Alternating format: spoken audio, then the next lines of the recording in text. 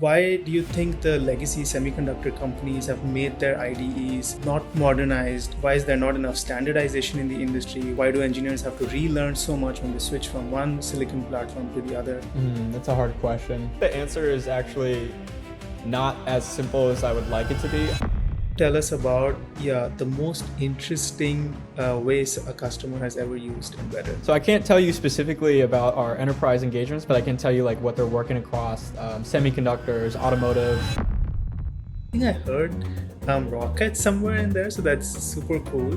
And I know that you called Embedder the Tony Stark device or something like that in one of your interviews. I recently came across a survey which sort of shocked me, in that most people today either have never used AI tools, or to them AI just means ChatGPT. That's correct, yes. I just feel like because of the background that I come from, like a lot of people in the Valley, they call me scrappy. What's sort of the end goal that you imagine for Embedder? I do believe that this is possible, definitely within the next.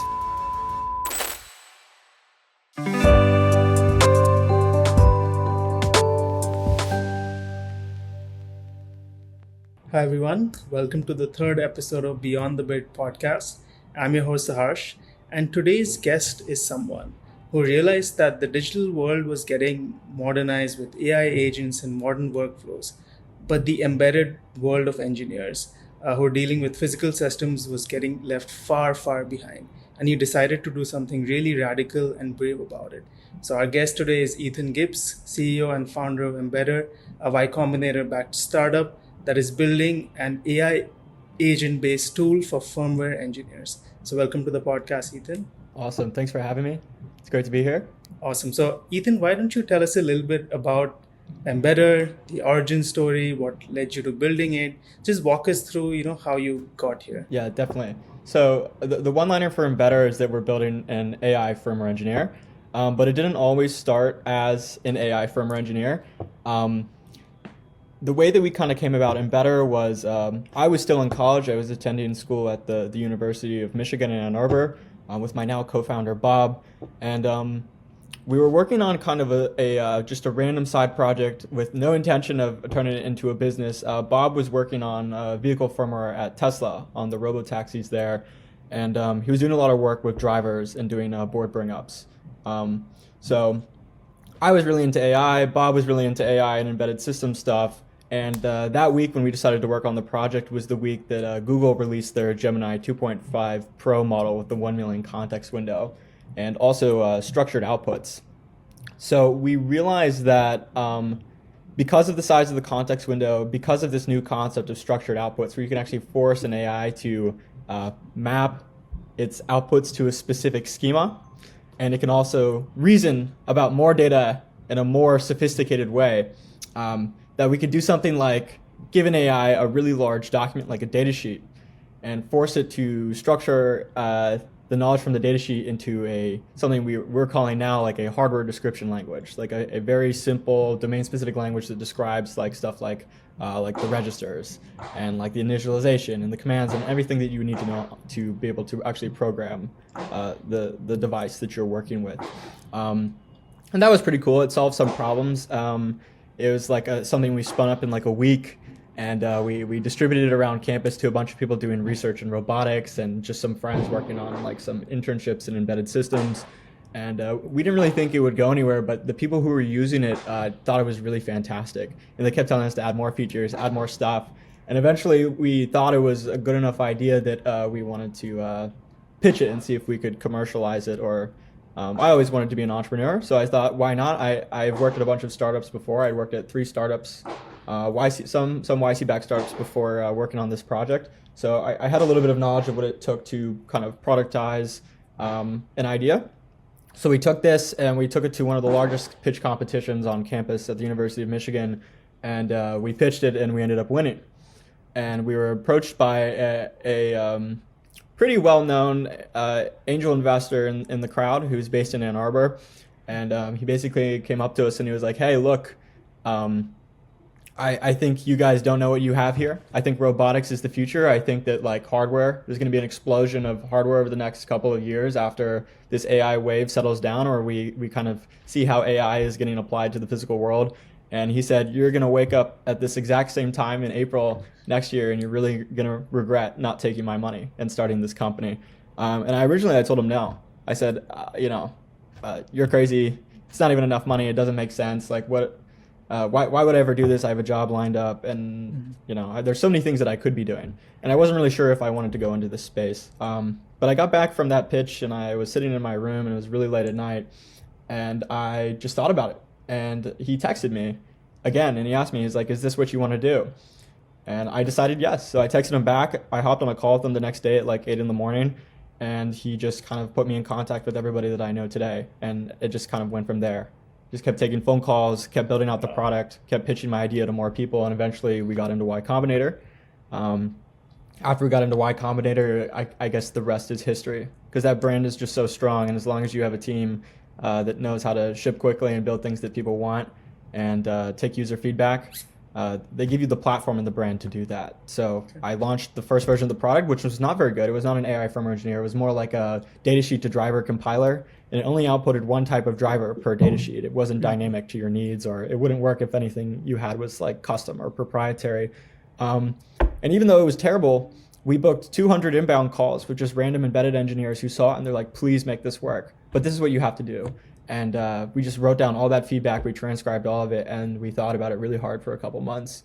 And then we came up with some good ideas about what it actually takes to build an AI firmware engineer.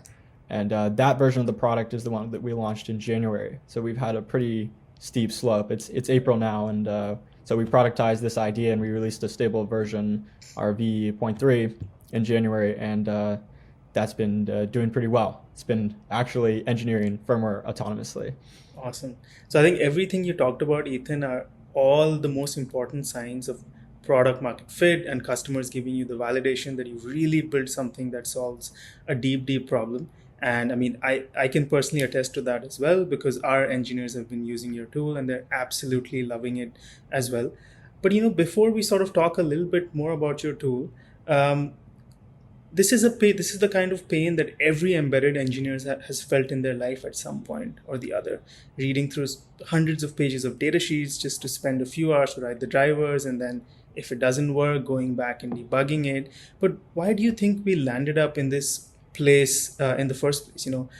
Why do you think the legacy semiconductor companies have made their IDEs not modernized? Why is there not enough standardization in the industry? Why do engineers have to relearn so much when they switch from one silicon platform to the other? Do you think it's on purpose? Do you think it's to keep the switching costs very high from one platform to the other? Or what are your thoughts on this? I mean, that's a good question. And I think the answer is actually not as simple as I would like it to be. I think it's a little bit of a combination of everything. I think it's like the way that because it's much older than like the modern software engineering like industry. So like the way that it was brought up is that everybody had different ideas at the start about how to build their architectures, how to build their platforms, and they kind of all did this in competitive isolation. And in doing that, they developed their own formats for the documents, their own way of building the chips, and because of like the nature of like how developing hardware products works, when you buy a chip, you buy a bunch of them, and then you productize it and you ship it out. So you kind of get you kind of entrench yourself in a particular platform. So I think it's just by nature of like you said, yeah, switching cost is high. So once you pick one to work with, it becomes very, very hard to like switch off to another one, because you've already basically developed a whole product around using this particular chip.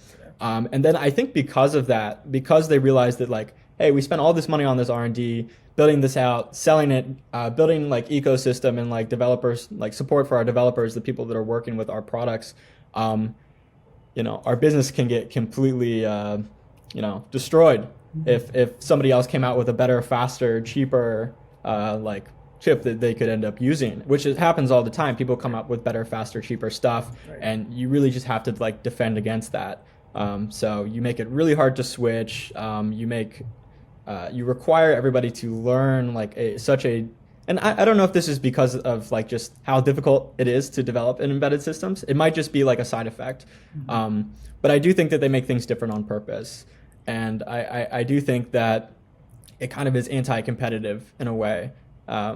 that there's not like a single like standard that allows everybody to kind of be like freely pick what is the absolute best solution at any given time. It's kind of like who got sold first, and then like will it ever make sense to swap to something that is actually better, or are we going to continue kind of scaffolding off of this thing that we've built all of our infrastructure around? And like on the dev tool thing with the fragmentation, these people are in the business of selling chips, not software. So Right. their software is actually a cost center for them. Right. So the whole point of writing software is to write just enough software so that we can sell our chips. And anything else after that is pretty much irrelevant because I'm losing money on it. So it's always about being good enough and not necessarily about making people feel good about using the product, because they're in the business of selling hardware, not software. Absolutely. I mean, those are all like fantastic points you make. But the good thing now is that Embedder sort of comes as like a saving grace for all the embedded engineers, because it levels the playing field for all the silicon companies. It acts as like the great equalizer for embedded software, so that now it doesn't really matter like what drivers you have to write or what kind of firmware you have to write for what kind of platform. Embedder solves for it, so that the advantage or the differentiator now just becomes the hardware underneath. Tell us a little bit more about, if I'm an embedded engineer, or to the embedded engineers listening to this episode, what can Embedder really do for them, and how does it really save them time? How does it increase their productivity? Yeah, so a little bit about like the equalizer thing first. Like the real like kind of like core goal of what we're trying to achieve is building that common abstraction across all these different like platforms. I think it wasn't possible before just because of the amount of like you have diverse data sources, different like some things are proprietary, so it's like you have to be like in the ecosystem to know what's going on. The data sheets are formatted differently. The way you program the microcontrollers is different. And this is like not really like structured data. This is kind of like I guess unstructured data, because it's so unpredictable. So the only way that you could possibly build like a unified abstraction across all the different platforms in terms of like low level programming is to have something that I'm kind of like thinking of in my head as a like a one-to-many mapper solution, where you have to be able to take a bunch of diverse inputs and structure them into a single like description language or a schema, which is kind of what I've been talking about with like this domain specific language, where we come up with what we think is like an optimal description of like what is the common ground between all these different platforms, and how do we use AI to map into this description language, and then use that to actually inform the development of whatever you're working on. But in terms of like what Embedder actually does to help people there, so first of all, we have to actually create this domain specific language for any particular chip that you might be working with. So we built something on the back end we call our hardware catalog. And what you can think of this is kind of like a search engine that we give our AI agent access to, that allows it to retrieve very precise information about your hardware at runtime and inject that into the context window and use that to do one very, very specific task. So like if you're looking for a specific register value and the AI doesn't know what it is because it's nowhere in its training corpus, it can say, I'm looking for this specific thing. It can search it like a human would search Google. And instead of getting back a link, it will get back literally an exact citation, telling it what document it's from, what platform it's on, what the value is, and its confidence level on that specific thing. And it will input that right into that like at like runtime at the time of inference. And it will use that. Let's say it needed to generate a line of code to come up with what that value is. Like we're playing Mad Libs and we need to fill in the blank. It's going to use that. It's going to cite it. And it's going to immediately garbage collect it afterwards, and it's going to move on to the next item. So it kind of allows for very, very precise retrieval of these magic numbers that general purpose solutions often mix up. So we want to give AI specific knowledge of your hardware before it even writes like the first line of code, and the ability to also retrieve extra details at runtime. And the second thing that it does, this is the other thing that we've been talking about recently, is we built this thing we call a hardware interaction layer, which is basically just an SDK that is internal to us. So it's not anywhere online, it's not an MCP server, but it's an SDK that abstracts away the interface of any test equipment. So like it allows the AI to interact through Serial by reading logs, Serial RTT, GDB debugging through JLink, OpenOCD. We built an integration with Saley logic analyzers, oscilloscopes, programmable power supplies, stuff like that.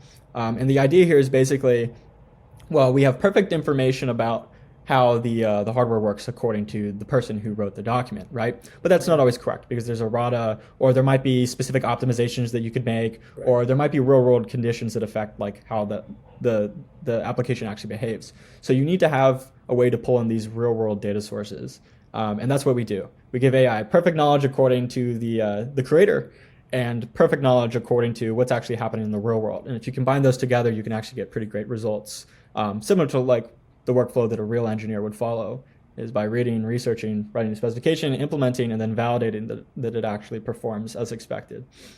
That's amazing. That sounds incredible. So let me see if I got this right.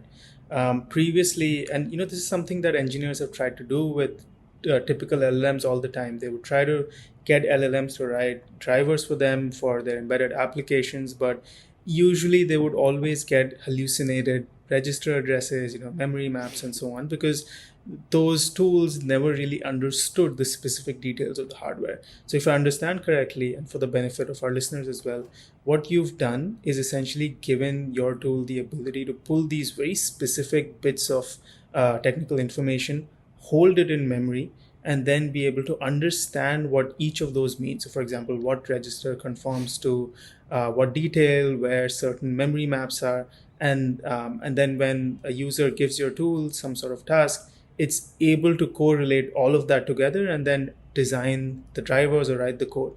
But if I'm not wrong, Embedder goes a step beyond that. It doesn't just write the firmware for you, it's able to flash the hardware, deploy it, test it, and if there's any errors, debug it. So sort of bring hardware into the loop completely. Is that correct? That's correct, yes.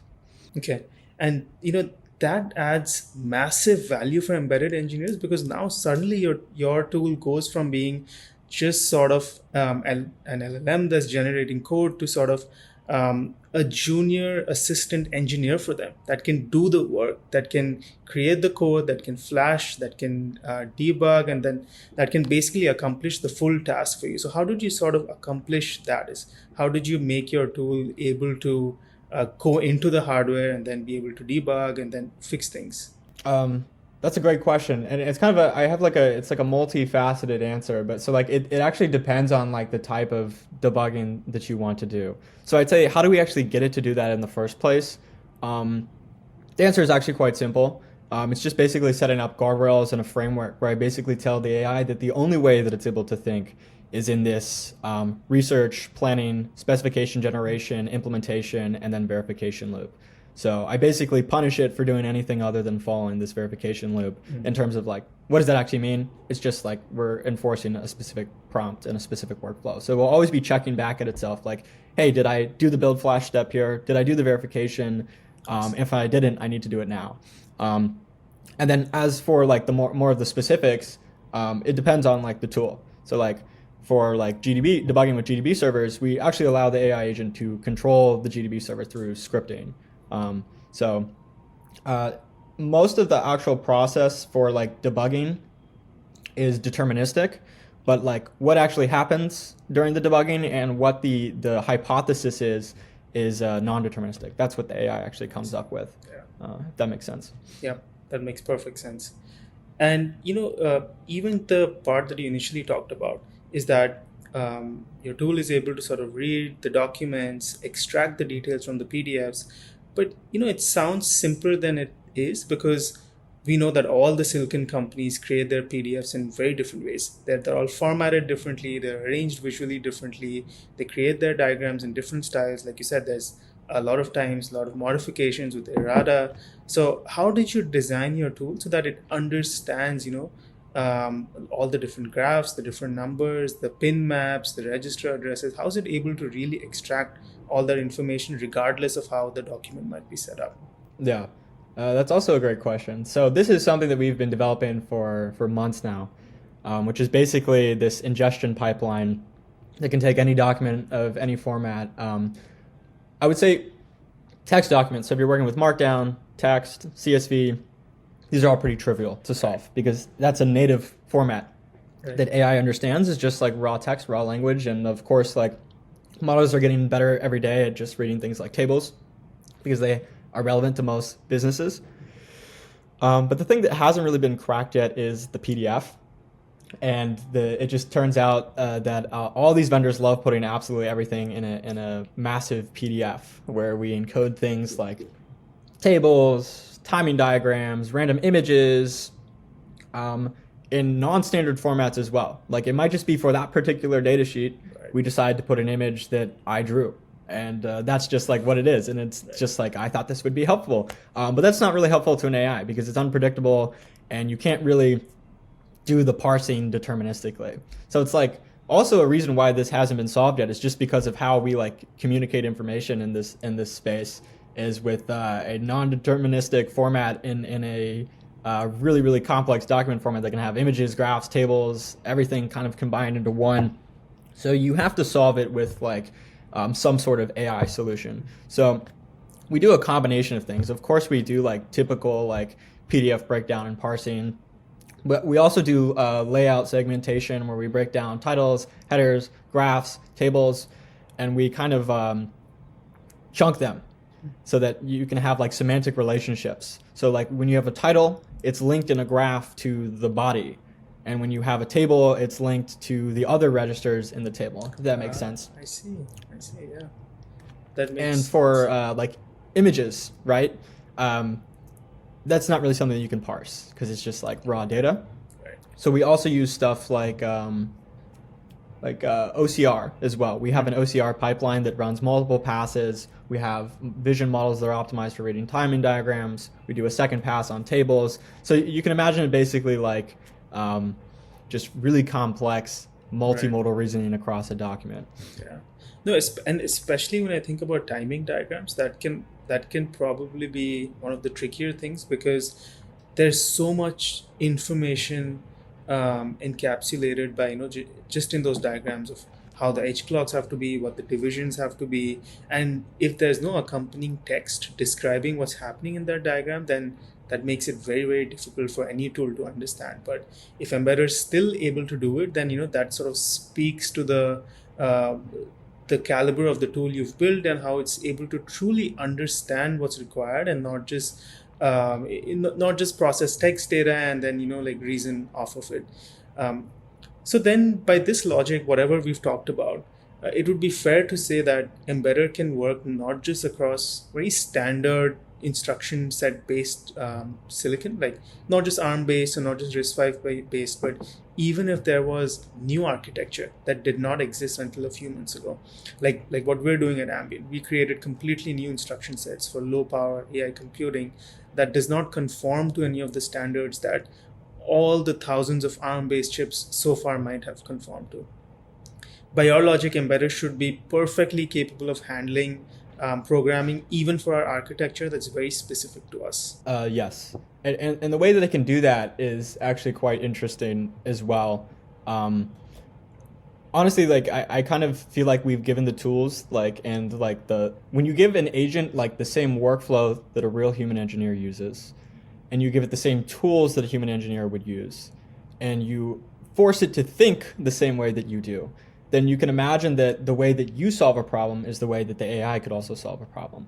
So if you have to work with a new architecture that doesn't have a lot of examples online, you can imagine you would have to maybe work back from first principles and reverse engineer the solution from the information you have and the information that you collect over time while working on whatever you're working on. And that's something that we've designed Embedder to be able to do, is actually like reverse engineer solutions from incomplete information by either working with what it has and doing pattern matching or collecting new information to actually build up its own knowledge base about basically an unknown. Got it. But documentation is something that I've heard all engineers complain about for almost every silicon that they work with, because documentation is never perfect. The engineers building it hate doing it. So what if the underlying documentation that your tool was processing had a bunch of errors in it or was incomplete? Maybe would it sort of really limit Embedder's ability to then generate code, or would it still be able to handle that complex logic behind being able to find where there are gaps and then point it out to the user? Or how would it really work in that kind of a situation? So you're saying if the documentation is actually grossly incorrect and doesn't describe the reality of like what actually is happening on the silicon? Maybe not that extreme. Maybe it's not that it's completely inaccurate, but maybe it's missing something, or maybe it hasn't really described something as easily it could have, and it's sort of buried a little bit of details out. Yeah, that makes sense. How I think that would typically work is that depending on like what you ask it to do, because of course it's not going to do anything unless you ask it to. But if you ask it to implement something that has that piece of knowledge that is missing or not described well enough as a dependency, it's going to make a best effort guess on how it works. Right. Similar to how a human might do some research, figure out like, what is the most likely solution based on everything that I know, all the information that I've provided, all the other examples I've seen, like in this scenario, when something like this happens, this is what this piece of information typically would look like. But that's not always good enough, and that's why a lot of generic tools hallucinate. So that's why we've built like this integration with hardware in the loop, where even if we generate a solution that is 90% correct, we can approximate a correct solution through iteration by getting real-world feedback. And actually self-heal the documentation with the things that we discover during our testing with hardware in the loop.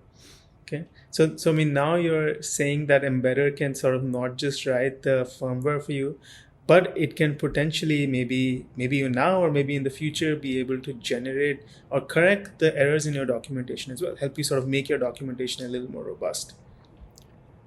Yes, that's correct. Okay. But let's take it a step further. So ultimately all the documentation for any silicon platform that we look at is sort of describing what's happening much deeper, at the RTL layer, at the netlist layer as well. So what if in a theoretical world, Embedder could have access to that kind of information, which would be which would lead to sort of a lot more of that determinism than the documentation could. What do you think you could unlock for embedded engineers if Embedder was given access to something like that? This is actually a very great question. I think at this point it's still a little bit theoretical. I know some people are probably working on it. Not that I could share that I know who they are. But yeah, going from like this level to like, how do we start from the RTL and then write code? I think that we could probably do a lot more interesting things. Like we could write the documentation, or we could skip the documentation entirely. We could go straight from this lower level description to working code. You can build like a description of the hardware at the lowest level that is like more ergonomic to an AI. So if you have like the lowest level understanding of like what's actually going on, there's a lot of things that you can actually do with that. You can build like very, very powerful tools that are like an expert in your specific platform, if that makes sense, or your architecture. And I think this is especially relevant to companies building chips, is that the odds are like that low level description is like kind of what defines your business, right?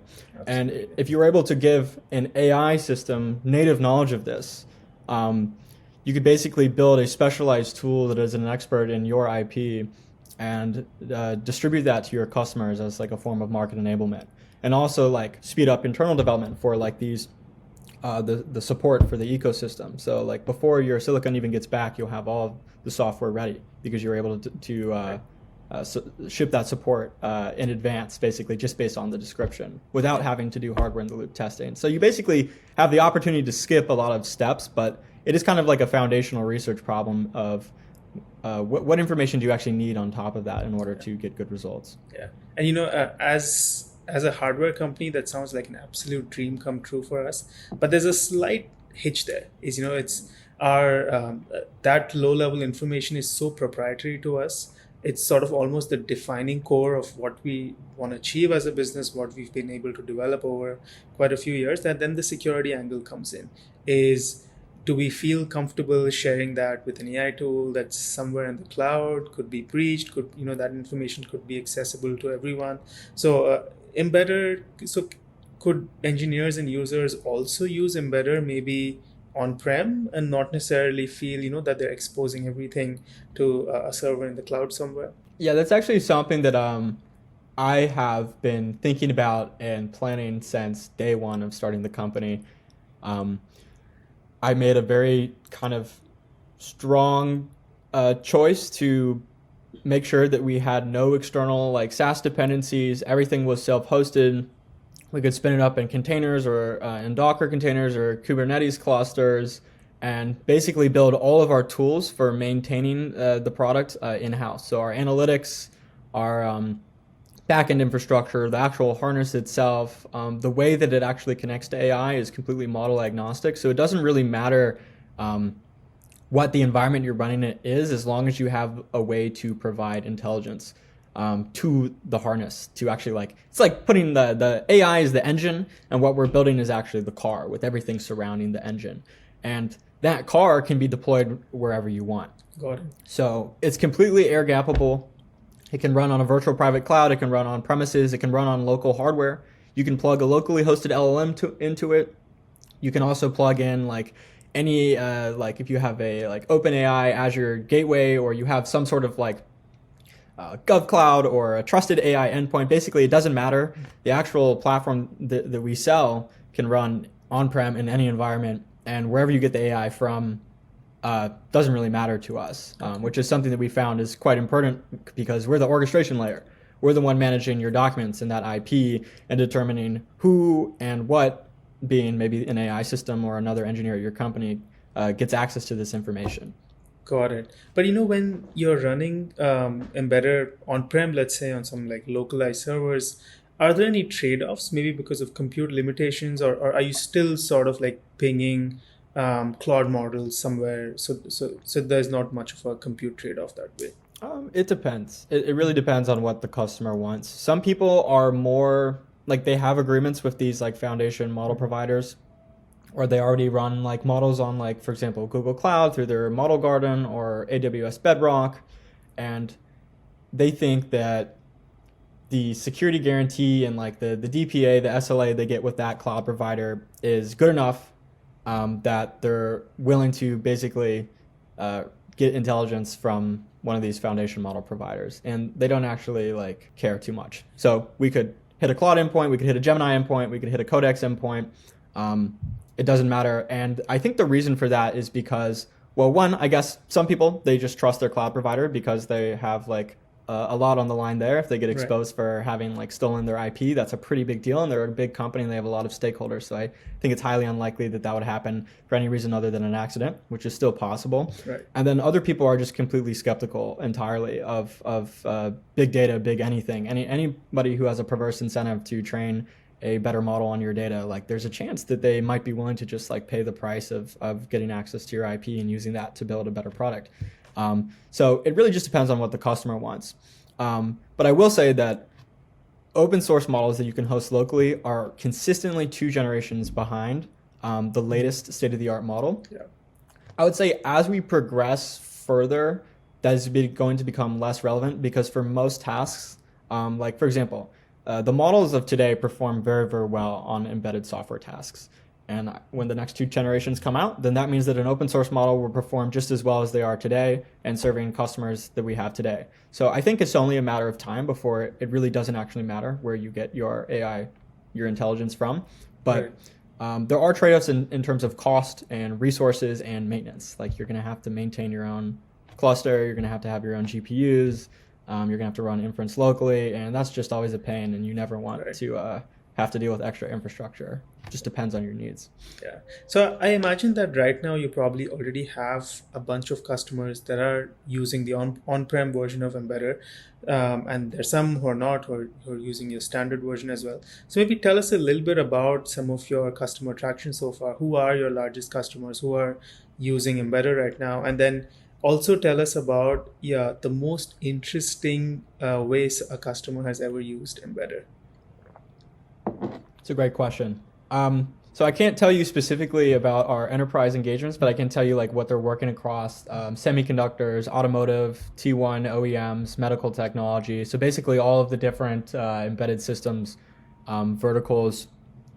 We have people basically, using the product for the same kind of things that you guys would be, with writing like those device drivers, coming up with different solutions for basically supporting the chips that you're sending out, but then also Like I think like one of the more interesting things that we've seen is people have been using it to build actually mostly across like IoT, like AI coffee machines, like smart like rockets, self-driving cars, surgical robots, drones. We were just speaking with a customer who's working on like low cost drones for like defending like anti-air like stuff as well. So we work with people in defense as well. It's pretty cool. I'm not sure how much all of them would want me sharing about exactly how they're using our tool and what their the products they are that's building, but it's basically anything that runs a microcontroller on it across all the different verticals. We've had customers using the tools for those things. Awesome. I mean, all of these use cases sound amazing. I think I heard Rocket somewhere in there, so that's super cool. And I know that you called Embedder the Tony Stark device or something like that in one of your interviews. So, maybe just walk us through the future or the imagination that you have in your head is what sort of the end goal that you imagine for Embedder? What can it evolve into over the next 5, 10 years, or as technology advances and AI tools get better and better? Well, obviously, like I have my own aspirations, which might be slightly disconnected from the engineering reality of building the product, but I do believe that this is possible. Definitely within the next 5 to 10 years, it's having honestly maybe within the next 2 years, just at the rate of progress that we have here. But for most application layer companies, people that are building like these products like these drones, these like medical technology devices, like these wearables and stuff like that, I feel as though we will have sufficient intelligence and sufficient infrastructure for actually researching, implementing code, validating, testing, maintaining basically the entire hardware development lifecycle from designing like PCB design, schematic to code, specification generation, implementation, verification, deployment, and maintenance. Can all be run by a single AI, like one AI running a bunch of sub-agents. And I kind of view the future as like this operating system for hardware development, where the engineer is kind of the planner, the system architect, where really the only thing that isn't a commodity is a good idea and a good basically specification for a product that people want. So it should be something as if you can just come up with an idea for something, and then Embedder will generate basically everything all the way down to the silicon up for you to build this application.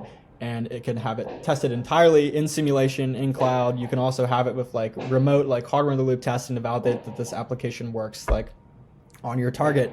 And you'll just get left with basically the entire source code and the design files for this thing. And all you have to do is go print it out and productionize it. And basically you'll have no risk, no upfront costs to developing any hardware product. Hardware is like super hard to bootstrap. It's very expensive, and like you have to raise a bunch of money up front to get anything working. And I just kind of envision this reality in which everything is tested in like virtual reality and entirely constructed from an idea, and all you have to do is basically print it out. Yeah. All I heard is that you're creating Jarvis from Iron Man. Yeah, basically when he's like pulling around, he's like, Jarvis, like, put this thing together, and just builds it up for him, and his suit just comes together. I think that's probably in the near future. Yeah. So does this mean that embedded engineers are going extinct very soon? Probably not. I would say like what I've observed is that we're kind of at this weird inflection point where AI tools are not really a mechanism to, at some companies, I'm sure this is true, but I would say that AI tools are not really a mechanism to displace existing engineers. It's more forcing adaptation to using the tool to make existing engineers better. So if you can't adapt, you're probably going to lose your job if you can't learn how to use these tools. But I think as long as you adapt and learn how to use them, any existing engineer is just going to become 10x better. Now, what I will say is that they are actively evaluating, should I give my 5 existing engineers a tool like this and not hire that one more guy? Right. And that's an important question, is like, do we keep teams small and stop expanding because we can increase the productivity of existing engineers? And whether or not that's good or bad, because there's already a shortage of good firmware engineers. So if we can basically instead of leaving that job position open for 3 months, we can just solve the problem instantly and start, generate more value for the economy. But that's also like one job that maybe somebody could have had that we've basically eliminated. So it's unclear to me how it will affect the total number of jobs. But I do know I don't think it will decrease the amount of people. Like nobody's going to get fired, in my opinion, unless they can't adapt to using the tool. And this is something that sort of goes back to what Jensen Huang said at the latest GTC event, is that when any new technology comes out, people who have imaginations, they figure out a way to do more with it. But those who sort of lack the imagination think about how we can do the same amount by, with less resources. So it'll be interesting to see how the world evolves as AI and more new technologies come out, and like we have to wrestle with the constantly shifting sands beneath our feet as well. So with that in mind, what would be sort of your 3 broad predictions for the embedded firmware industry going forward? That's a hard question. I think well, one is one that I've already spoke about, is I think that the way that people work is going to change.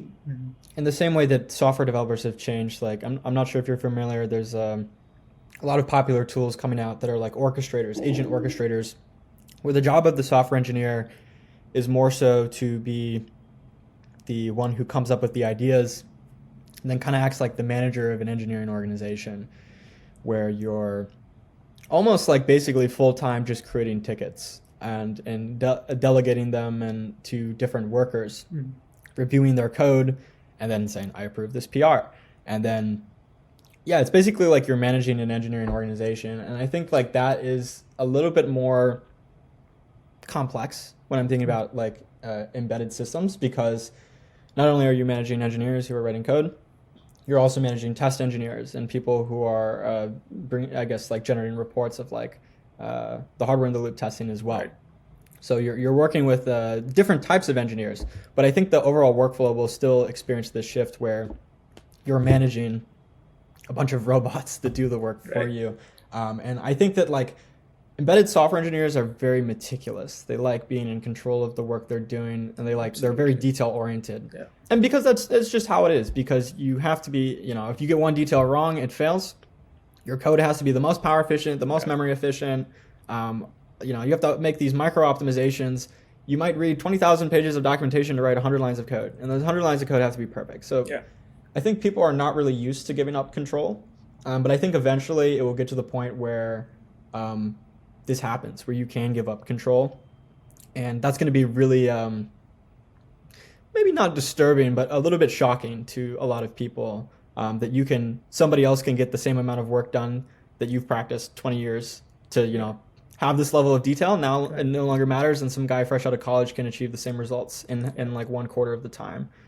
So I think that there's going to be a big shift there. In general, like more broadly, I have like a thesis about the market that the next logical step after this AI boom, either we cross the utility threshold and it becomes like useful to all businesses, and the economy is fully saturated with AI. Everybody's using it across all businesses.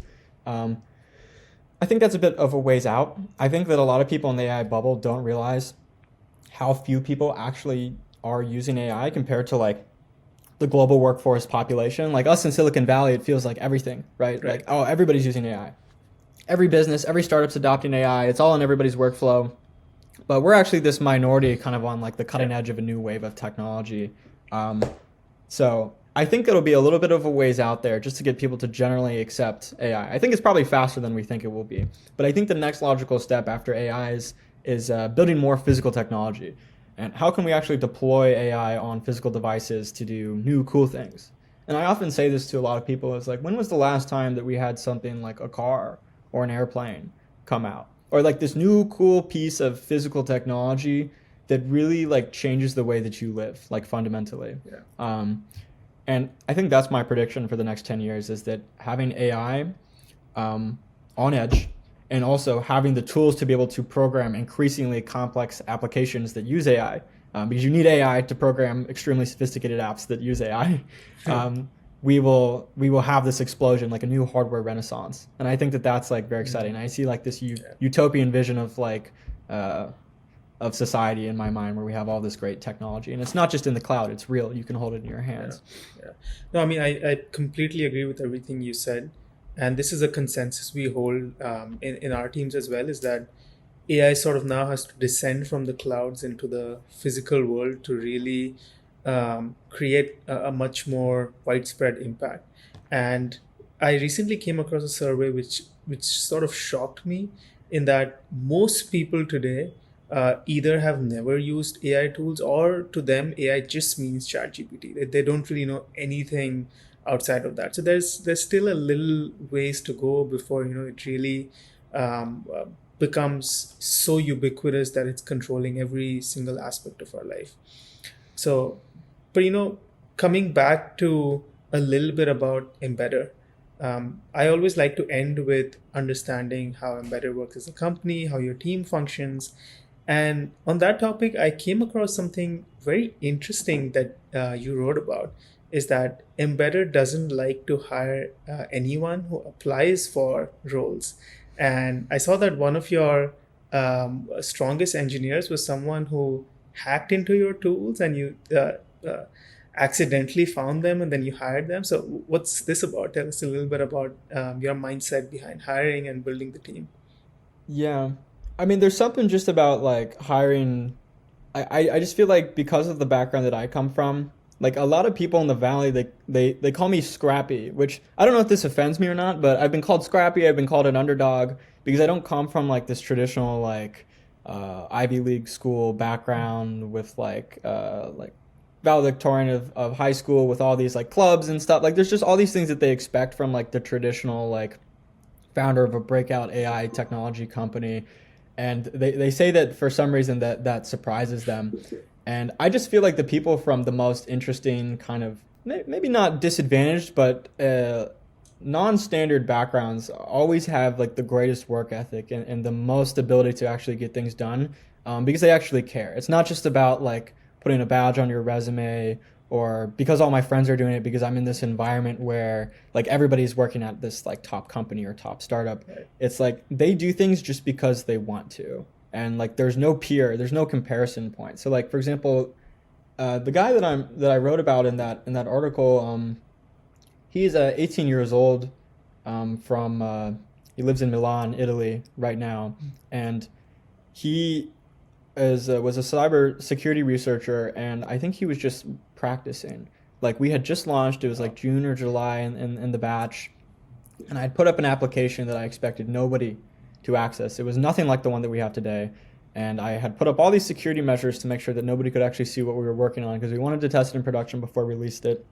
And 1 minute after I put this thing up, he was in my logs, and he had already like basically checked everything, tested every single feature, enumerated every endpoint, downloaded my entire database, and then he sent me an email. Actually, no, he didn't even send me an email. He did nothing. He just left. So I had to send him an email, and I was like, what happened here? What's going on? Please tell me how to fix it. And he was like in Google's headquarters in California, just on a random vacation at 17 years old. He was just visiting Google headquarters from Italy. And he opens his phone on the bus, and he talks to me, and he basically just tells me everything was wrong, and then he just hung up. And I was like, wow. So I went and I fixed it, and I was like, I called him back later, and I was like, all right, I'm going to hire you to fix it. Like, you work for me now. Like, this is your job. And he had like no idea what was going on. He did not expect that at all. And I later came to find out that he did it to like 50 other companies in the YC batch. He just like sent me a file with like all of their databases in it. And he was just truly doing it because he wanted to get better at like hacking stuff and like just like being a security researcher. And I just find that like people like that who just do things just to do things, like just because they want to solve a hard problem or just because something's interesting to them, always end up being like the greatest engineers, because their intentions are like so like pure and curious. Like it's just about curiosity. So I guess like to summarize up everything, and to like hand it back over to you, it's like hiring people from disadvantaged backgrounds with no reason to be doing anything other than like just personal curiosity, Right. and like the desire for growth and just finding out new things and doing new things is just such a great thing to have in the company culture.